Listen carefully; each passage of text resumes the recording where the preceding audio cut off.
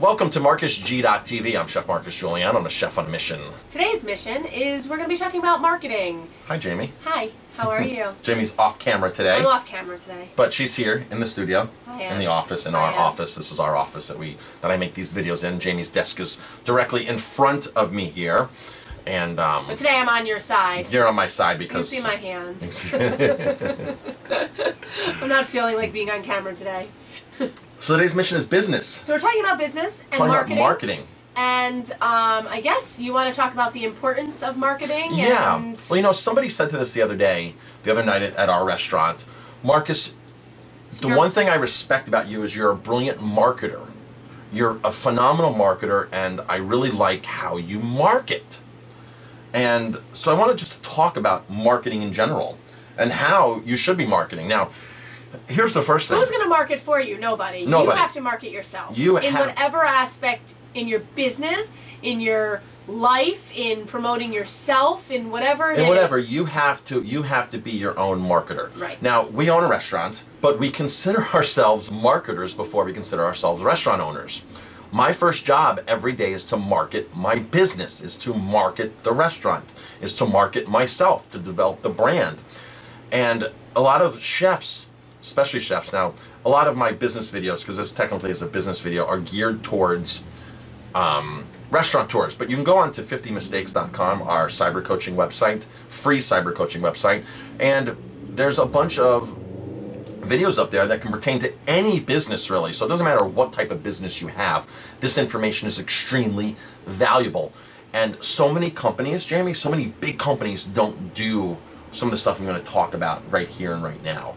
And that's why some of these companies are going extinct and losing out. And that's why there's so many new inventions these days that are just blowing up as far as technology and all this kind of stuff, the way we communicate. So, we've been open since 2003. Yes.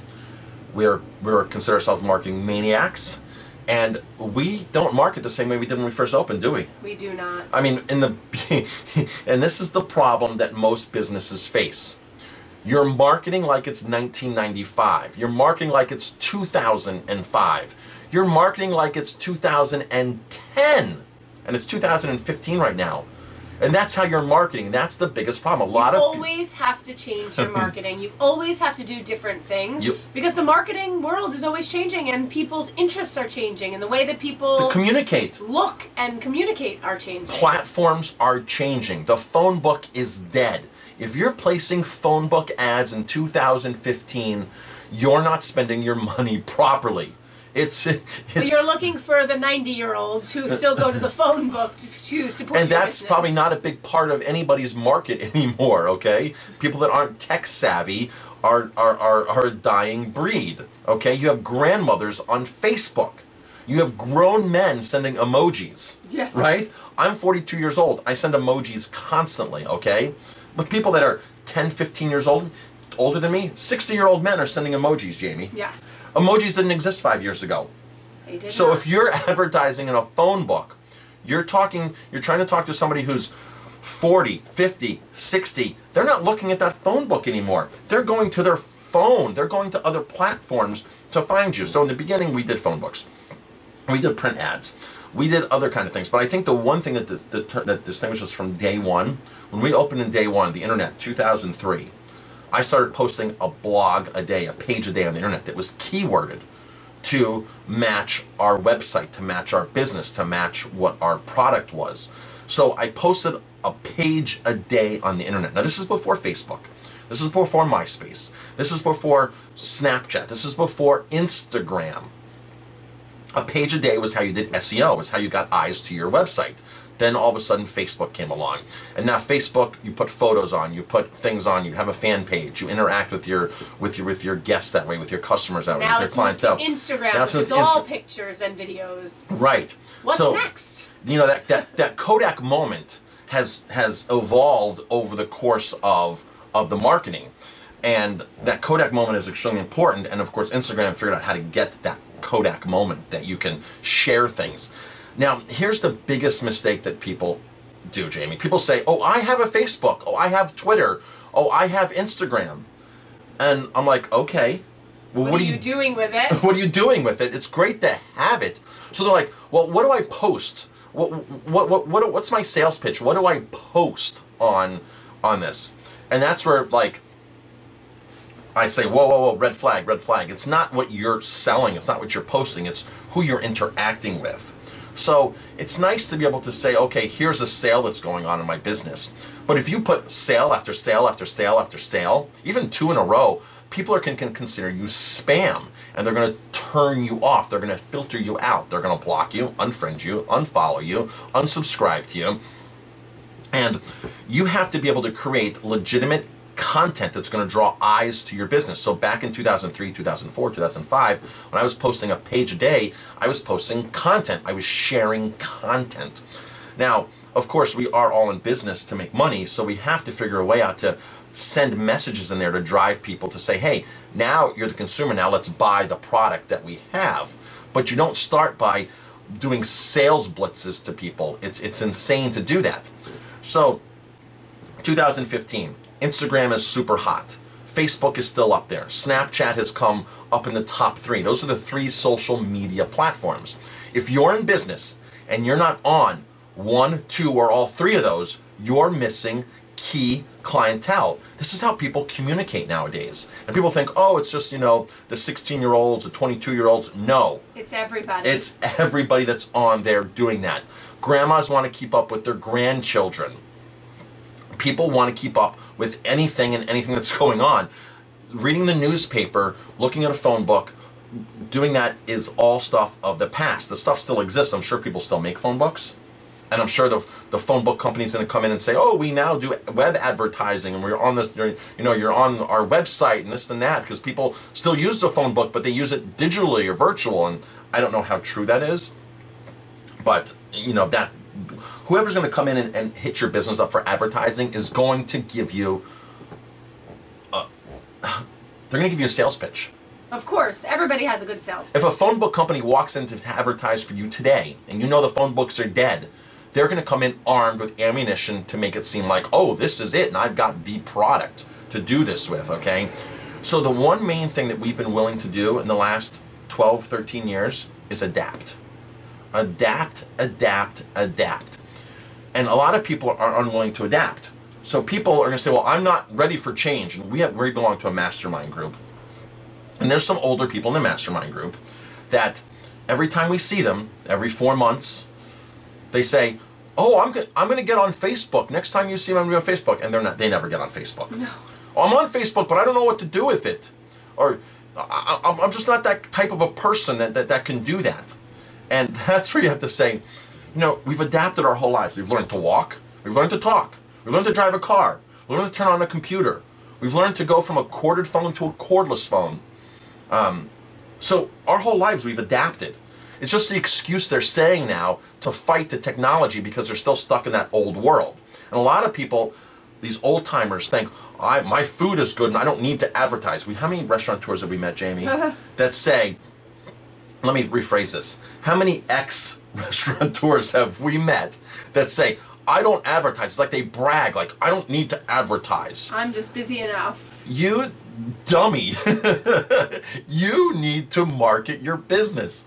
You need to, even the best restaurateurs in the best locations, some of the best chefs in the country, send out an email blitz. They post on their Facebook. They interact. If the best people in the industry are doing it, you should be too. You should be too. Now we have a program, which is our loyalty program. If you go to 50mistakes.com, you can do a little free tutorial, a little free webinar that's on there. Put your name in there and we'll send you the link, and it's a free webinar on how this works. And a lot of people say, well, I'm not giving anything away in my business, right? You have to understand, you might not want to give something away in your business, but the restaurant down the street, the hotel down the street, the supermarket down the street is giving something away, and they're going to give it to your customer, and your customer is going to become their customer. And I think that's like the biggest stumbling block, Jamie, right, with people is, yes, I'm not giving anything away. My price is my price. I don't need to discount anything. Let me give you a hint. You need to make your prices so you can give a discount. You have to put a buffer in your prices so you can afford to market. That's marketing. Those are all marketing costs, okay? So People don't work in database. People don't adapt, and I didn't really talk about a database in this video. You can go to the website 50mistakes.com and learn all about databases, because databases are your number one most valuable asset of your restaurant. And again, Jamie, how many times have we gone to a restaurant where we've given them our birthday? We never have gotten a single thing, right? Nothing. Okay, so you have my information, you have my email, and you're not communicating to me. I want to know what's going on at your restaurant. I want to know what's going on in your business. Communicate to me, talk to me. So, our success has been adapting and communicating and listening to our fan base. Absolutely. You don't have to give them everything that they're asking for, because if somebody's asking you for something that's not part of your mission, part of your culture, you're not going to change your mission and your culture to fit that. No. You shouldn't. But you should explain to them why you don't do it. Exactly. Right. People come here and say, I want Budweiser. Well, we don't have Budweiser. We don't have Budweiser, and here's why. Here's our philosophy, and here's why we don't. And I'm sorry, if you're so stuck on having Budweiser or Coca-Cola or Heinz ketchup, we're not for you. Absolutely. And it's going to be in a kind way. I'm sorry, we don't do that, and here's X, Y, and Z, and this is the reason, this is the culture, and we don't do that. So I'm sorry. I'd like to be able to help say yes to everybody, but I just possibly can't. And here's why. So, we're marketing maniacs. Love what we do. And hopefully that helps you market your business better. Hopefully that helps you take the plunge into the technology of today and be willing to adapt with what's coming tomorrow. Because I can guarantee you, as hot as Instagram is now and Facebook is now, and Facebook bought Instagram. Did you know that, Jamie? No, I didn't know that. In their infancy. Do you know how much they paid for Instagram? Can you imagine? Instagram was only like a year old, a year and a half old when Facebook bought them. It was a lot of money, wasn't it? Over $1 billion. Yeah. They bought them for $1 billion. And people were like, oh my gosh, Facebook, you're crazy, you're stupid. That's way over we paid way more than the company's worth. But look how where Instagram is now. Look where it's positioned now. It's in the top 3 of social media platform. It might be even number 1 social media platform. People love Instagram, and Facebook saw that, and Facebook was willing to adapt, right? Because Facebook knows they're not going to be it forever. Look at MySpace. Look how popular MySpace was. Who still has a MySpace page? I don't know. If you have it, you haven't been on it in a long, long, long time. Now, I got to tell you, Facebook, MySpace. MySpace has a much more catchier name, doesn't it? Because it's my space. It's my stuff on the internet. Facebook, like if you told me 10 years ago, 15 years ago, oh, let's make a company called Facebook and we can share things. You're like, Facebook? Why Facebook? Right. That's not a catchy name for something. MySpace is much more catchier. So even Facebook is willing to adapt.